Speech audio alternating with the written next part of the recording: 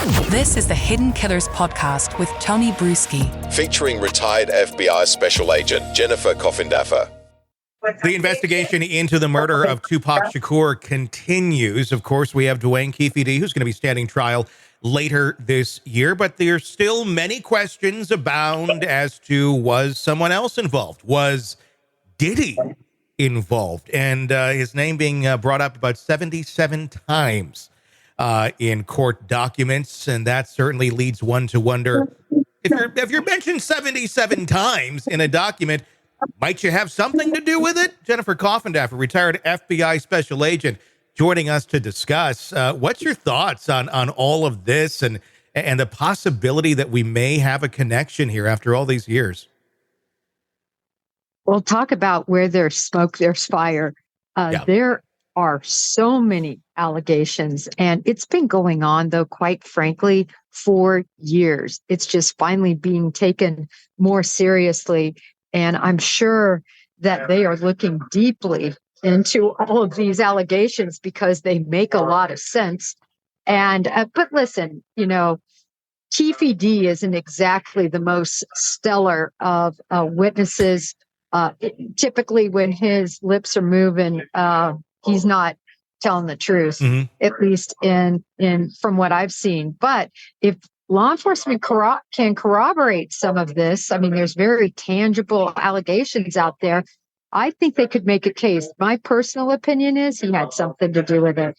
Yeah, I mean, it's interesting. We're finally now seeing Tupac Shakur's family has hired attorneys to investigate the allegations against Diddy. It's kind of a new step in this whole matter that was just beyond the rumors. I want to ask you this question, and it I don't know if it connects to Tupac or not, but there was recently a quote that was made by Suge Knight on his podcast where he literally does it over the phone from jail about Jennifer Lopez and Ben Affleck. And this goes back to the shooting in 1999.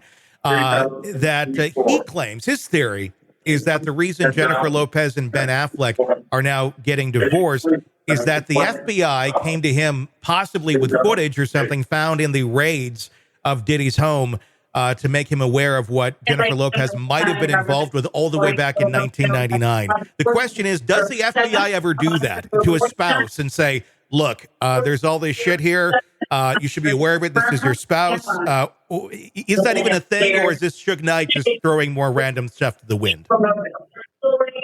All right, Tony. So I looked into this allegation very thoroughly. Okay. Suge Knight is just throwing it in the air at this point. Okay. And actually, when I looked at his exact quote, it was very interesting because it was kind of one of these, well, this could be the reason. He put a lot of parameters on it, and but certainly the media did run with it.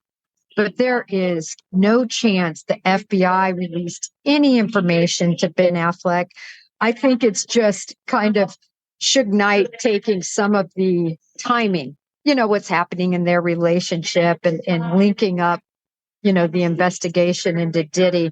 But really, this investigation is a Department of Homeland Security investigation. It's True. A DHS investigation. It's not an FBI investigation. So he pretty much is just really throwing mud up on the wall at this point, hoping something sticks and trying to be interesting, I suppose. But no, what he said doesn't hold any water. I'm imagining we're going to hear, so I'm wondering how far back the investigation is going. I know there's the grand jury investigation that's taking place right now. Many witnesses being called. We don't know who. Could they be going all the way back to 1999, all the way back to the days of Jennifer Lopez and Diddy? Might she be one of the people who has information on the whereabouts or the antics of Diddy that would be valid in court in this investigation today? Now, that absolutely is the answer there. Because if they're building a RICO case, they can go clear back. Remember, RICO doesn't end until the last, example of a criminal conduct. And you just build backwards from all the criminal conduct.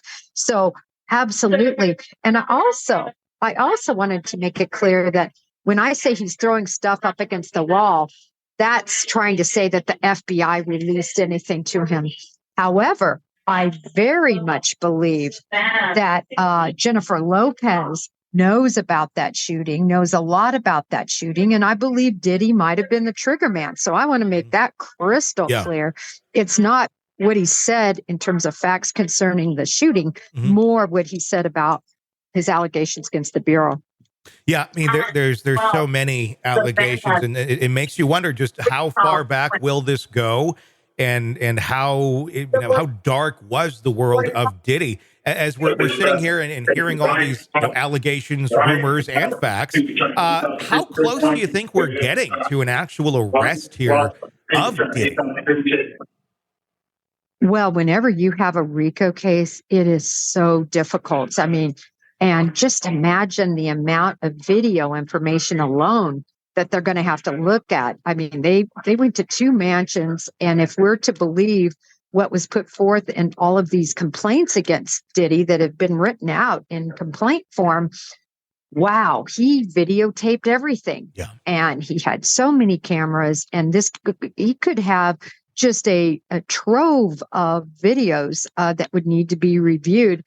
So it's going to take a long time. And again, if this prosecutor is a experienced RICO attorney, and I'm sure he's going to get a lot of help, this could go way back and involve a lot of crimes. So it's going to take a while in answer to your question. When I say a while, months and months and months. Why would Diddy record all of these things? I guess it's the bigger question as well. Well, a lot of people believe they're untouchable. And I think he did. He's a billionaire. He has all the money in the world. He had and he got away with it forever. Yeah. All of these, proposed or crimes that he supposedly committed. So when you get away with things for so long, I mean, you just think you're Teflon. You think you're invincible. But no one's invincible. And I think Diddy is going to discover that. I think he's going to be charged. And I think it's going to be a RICO charge. And I think he's going to be looking at life in prison in time. Yeah. I mean, if he's convicted, I just think that's the type of charges they're going to be looking at. Yeah, I would guess so. And I'm going to guess there's to be a lot of other people that are going to go down with him who are on those tapes. It'll be very fascinating. Yeah. And the other part of it that I find just terrible, there's a lot of victims.